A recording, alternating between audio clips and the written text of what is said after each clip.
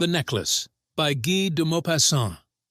She was one of those charming girls, born by a freak of destiny in a family of toilers. She had no fortune, no expectations, no means of satisfying her ambitions, except by a marriage with a rich and distinguished man. And, as she knew none, in order to escape from her surroundings, she married a clerk in the office of the Minister of Public Instruction. She dressed simply, because she had no means of adornment, but she was as unhappy as though she had fallen from a high social position. For the women who have neither caste nor race use their beauty, grace, and charm as stepping stones to those heights from which they are otherwise barred. Their natural tact and instinctive elegance, and quick perceptions being their only inheritance, and, skillfully used, make them the equal of their more fortunate sisters. She suffered incessantly when she glanced around her humble home and felt the absence of all those delicacies and luxuries which are enjoyed only by the rich. In short, all the little nothings that another woman of her caste would not have seen tortured and wounded her. The sight of the old Breton peasant woman who performed her simple household duties awakened in her vain longings and troubled dreams.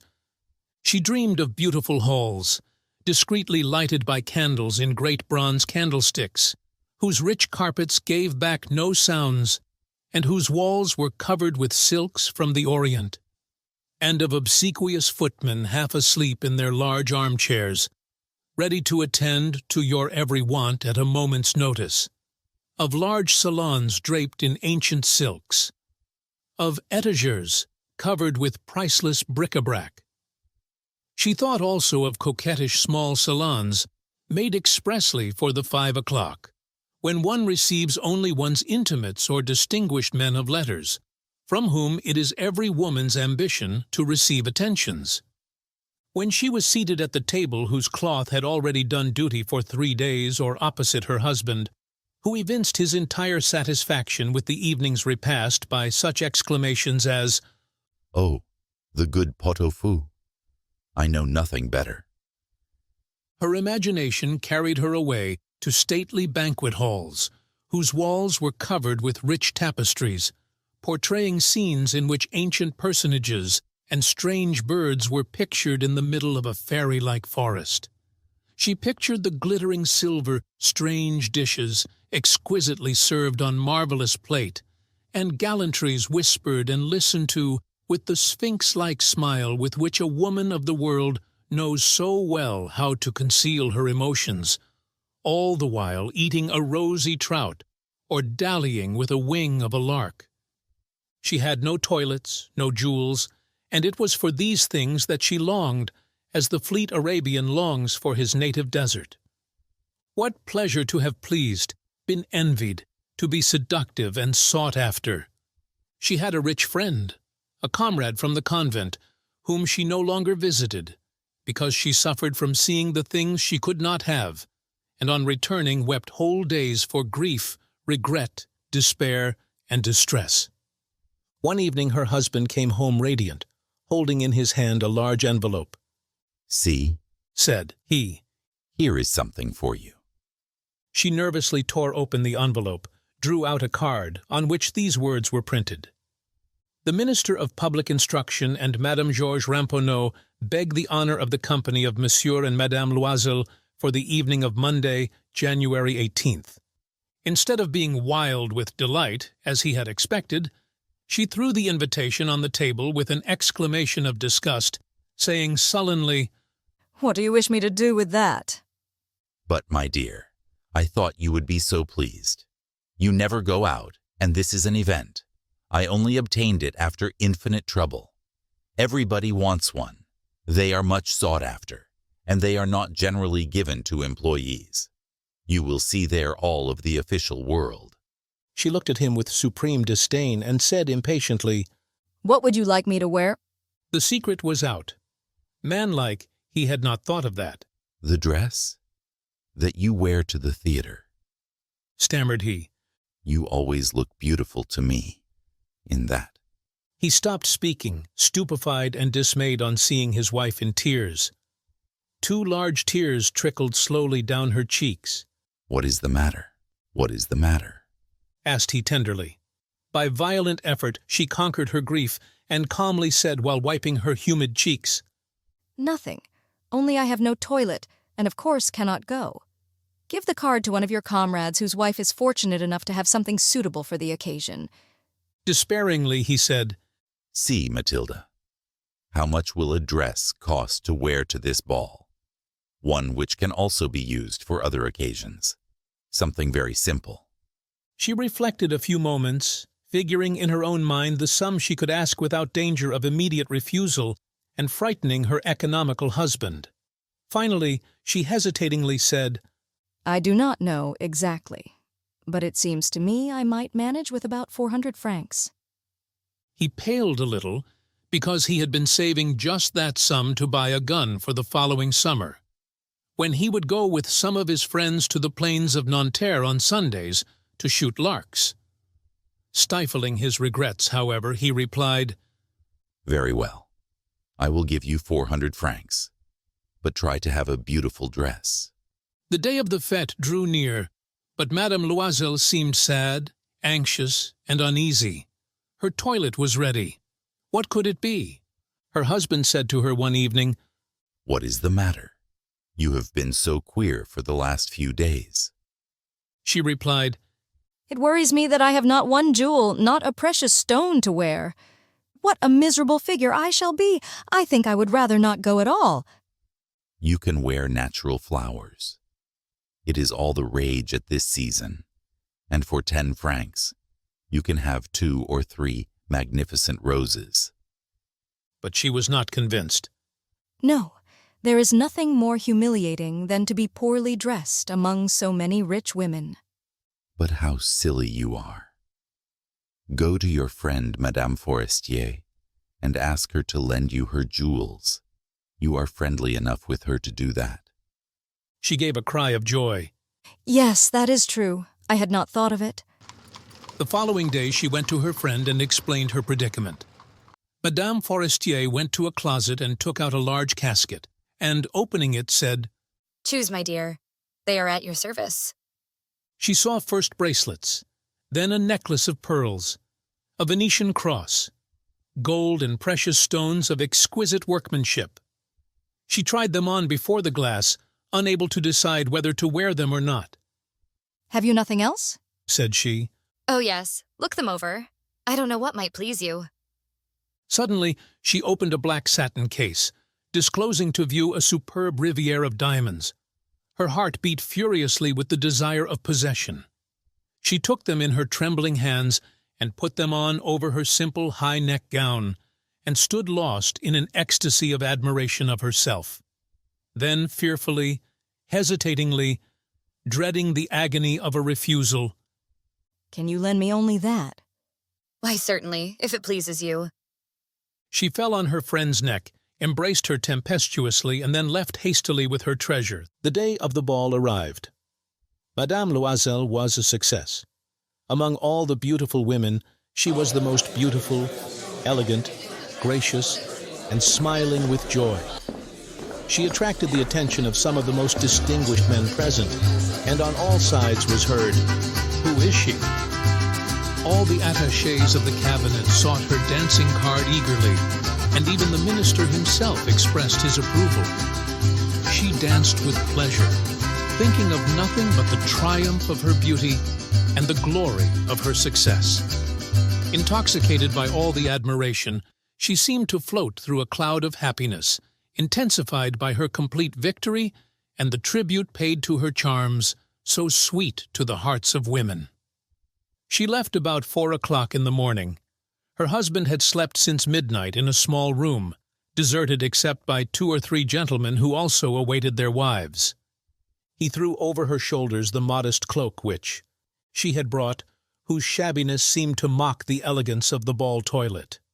She felt the incongruity and walked swiftly away, in order not to be seen, by those whose rich furs were more in accordance with the occasion. "Wait," said her husband. "You will take cold. I will call a carriage." But she heeded him not, and rapidly descended the staircase. When they reached the street, there was no carriage in sight, and they were obliged to look for one, calling to the drivers who passed by, but in vain. Shiveringly, they walked toward the Seine, and finally found on the quay one of those nocturnal coupes one finds only in Paris after Darars. These Frentres-Sinarques, hovering about the great city like grim birds of prey, who concealed their misery during the day. It carried them to their door, Rue de Martyrs, and they slowly and sadly entered their small apartments. It was ended for her, and he only remembered that he would have to be at his desk at 10 o'clock. She took off her cloak in front of the glass in order to admire herself once more in all her bravery, but, suddenly, she cried out, "The diamonds are gone!" Her husband, almost half asleep, started at the cry and asked, "What is the matter?" She turned toward him with a frightened air. I have lost Madame Forestier's necklace." He rose dismayed. "What? How? But it is not possible." And they immediately began to search in the folds of the dress, the cloak, in the pockets, everywhere, and found nothing. "Are you sure that you had it when you left the ball?" "Yes, I felt it while still in the vestibule at the minister's." "But if you had lost it in the street, we should have heard it drop. It ought to be in the carriage." "Yes, it is possible. Did you take the number?" "No. And you have not looked at it either?" "No." They looked at each other fearfully. Finally, Loisel dressed himself. "I shall go over the whole ground that we traveled on foot, to see whether I cannot find it." He went out. She sat still in her brilliant ball toilet. No desire to sleep, no power to think, all swallowed up in the fear of the calamity which had fallen upon them. Her husband came in at 7 o'clock. He had found nothing. He had been to the prefecture of the police, to the papers offering a reward, to all small cab companies anywhere, in short, where he could have the shadow of hope of recovery. She waited all day in the same state of fear in the face of this frightful disaster. Loisel returned in the evening pallid and haggard. No news as yet. "You must write to your friend that you have broken the clasp of the necklace and are having it repaired. That will give us time to look around." At the end of the week they had lost all hope, and Loisel, to whom it seemed this care and trouble had added 5 years to his age, said, "We must try and replace the jewels." The following day they went to the jeweler, whose name was stamped inside the case. He consulted his books. "I did not sell that necklace, madam. I only furnished the case." Then they went from jeweler to jeweler, racking their memories to find the same, both of them sick with grief and agony. At last, in a small shop in the Palais Royal, they found one which seemed to them like the one they had lost. With beating hearts, they asked the price. 40,000 francs, but they could have it for 36,000 francs. They asked the jeweler not to dispose of it for 3 days, and he also promised to take it back at 34,000 francs if the first one was found before the end of February. Loisel had inherited 18,000 francs from his father. He borrowed the rest. He borrowed 1,000 francs from one, 500 from another, 5 louis here, 5 louis there. He gave notes, made ruinous engagements, had recourse to the usurers, ran the whole gamut of moneylenders.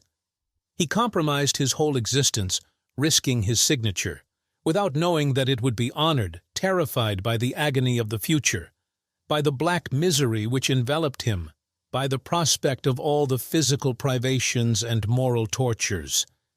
He went for the new necklace and deposited on the counter his 36,000 francs. When Madame Loisel returned the necklace to Madame Forestier, she coldly said, You should have returned it sooner, as I might have needed it. She did not open the case, the one thing Madame Loisel had dreaded. What if she had discovered the change? What would she have thought? Would she not be taken for a thief? From that time on, Madame Loisel knew what life meant to the very poor in all its phases. She took her part heroically. This frightful debt must be paid. Her share of privations was bravely, born. They discharged their one domestic, changed their location, and rented smaller apartments near the roof. She knew now what meant the duties of the household, the heavy work of the kitchen. Her pretty hands soon lost all semblance of the care of bygone days. She washed the soiled linen and dried it in her room.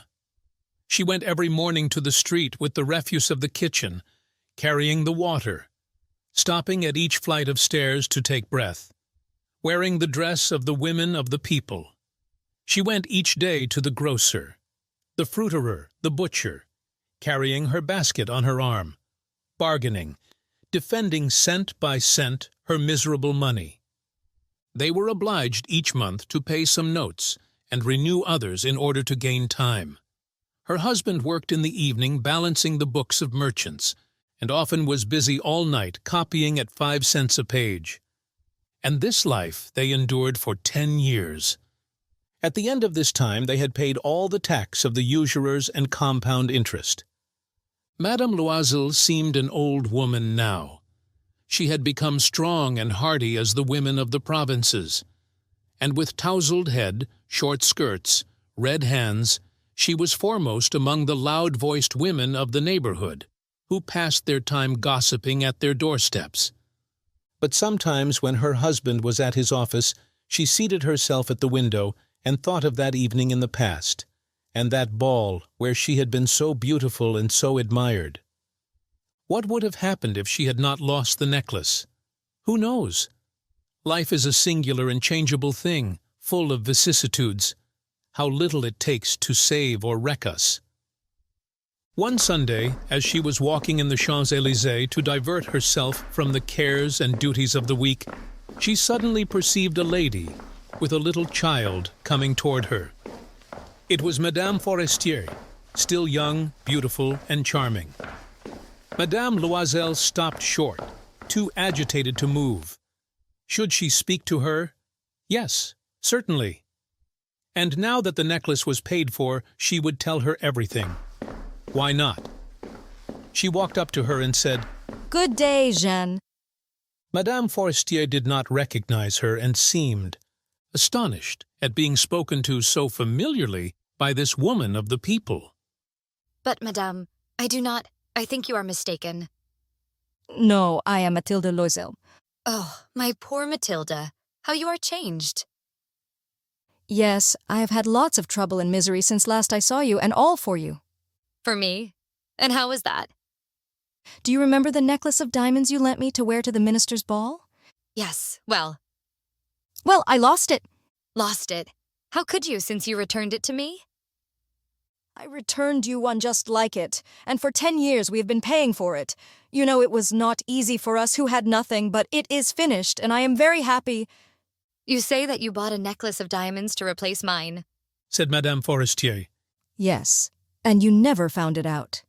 They were so much alike. And she smiled proudly.